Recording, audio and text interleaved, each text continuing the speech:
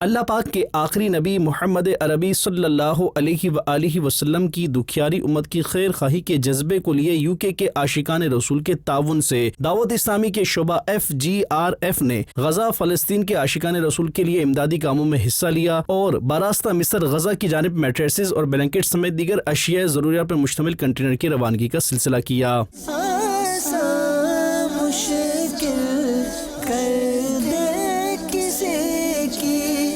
رب کو راضی کر لے اٹھ جا۔